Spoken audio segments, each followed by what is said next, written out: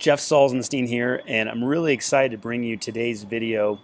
We've got Wes Fuller, who runs one of the largest coaching groups on Facebook. He's done an incredible job growing this community, and he sent a video in to the group. It was a side view asking for help or asking for analyzation from all the coaches, the thousands of coaches. And then I chimed in and said, hey, send me a back view because I like doing analysis with a back view. So Wes, this is for you.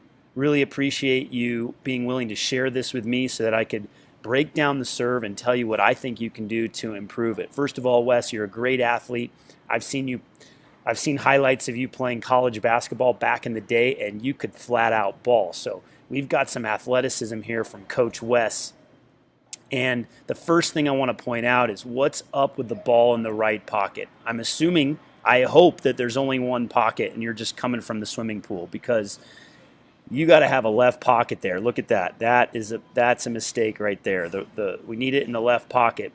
All right, next, what's up with the sandals, Wes? I mean, come on, throw some tennies on before you go hit the serve. But we're going to work with this anyway. So first of all, I want to talk about the stance, and I talk about this a lot. Notice how the toe of the back foot is in line with the ball of the foot here. We'd like to slide this foot back. It's going to help right away with shoulder turn, possibly some hip turn, going to help with disguise. So I definitely play with that stance right away, right off the bat.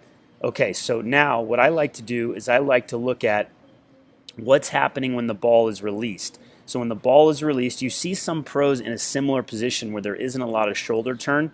I'd prefer some shoulder turn in the first move here. And we're going to show that in a bit. Okay, next, the ball is released. Look at how the racket comes up. There is no shoulder turn. There is no coil. Now, I'm working closely with Racket Fit.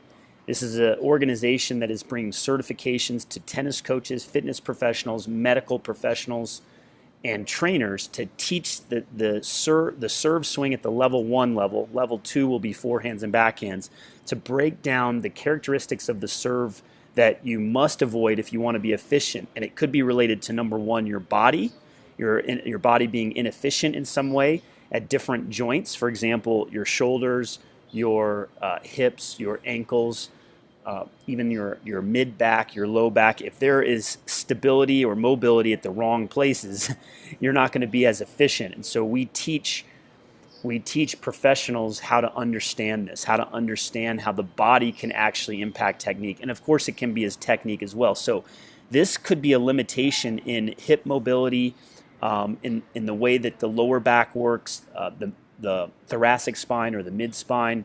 It could even have something to do with ankle mobility or shoulder mobility. So just see that there's no coil here, no shoulder turn, not a lot of hip turn, and we have what's called a low, in my opinion, a low elbow here. We also have a low tossing arm. So that tossing arm does not go as straight as it should, and that actually could be a limitation in shoulder flexibility or shoulder range of motion. So as a coach, you can tell your player to raise their tossing arm as much as you want. Say, hey, just make your tossing arm go straighter.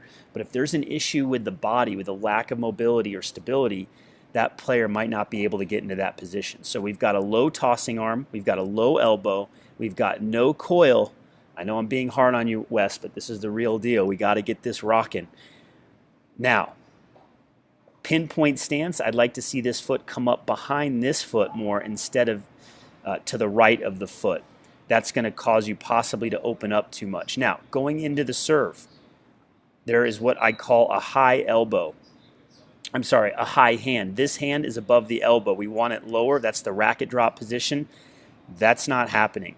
Okay, so there could be shoulder flexibility, but also shoulder inflexibility, lack of range of motion, but also in the thoracic spine. If you can't open up your chest as you go to serve, you're not going to be able to drop the racket. You're going to have what's called the high hand right here. So we got a high hand. Now, at contact, probably facing the net a little bit too much. That's because of the stance. That's because of the lack of the coil. And then there's not a lot of jump here. We'll blame it on the sandals in this particular serve. Then at contact, there isn't a lot of pronation.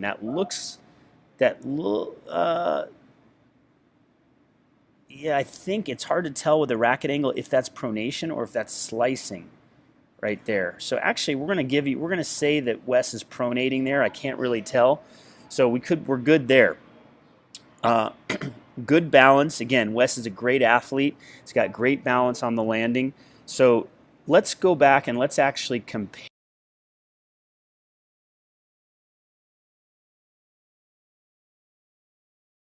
Pro Tour. It happens to be me. And I often use my serve to break down other players' serves, okay, to help them out. So let's look at it right now. And we're going to notice some of the differences here. Okay, so I get in my stance,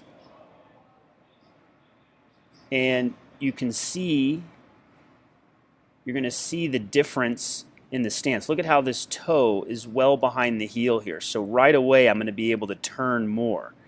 Okay, so let me get this all dialed in. Apologize here. All right, let's see if I can get this. So ball is released. Okay, ball is released. And look at the difference in the shoulder turn. Look at the hips. Look at the shoulder turn. Okay, look at the difference in position when the ball is released. Now let's take it forward a little bit more.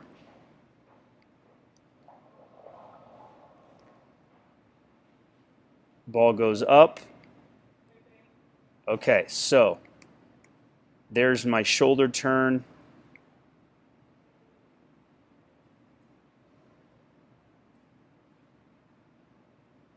Okay, so here we go. So that's a different position than what we see here. Full shoulder turn, full coil. Look at the stance, platform stance versus pinpoint stance.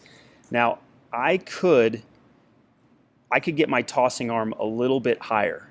Okay, it doesn't go completely straight, but it's definitely straighter than Wes's here. You can see the elbow position. I call elbow the enemy, cleared way away from the body.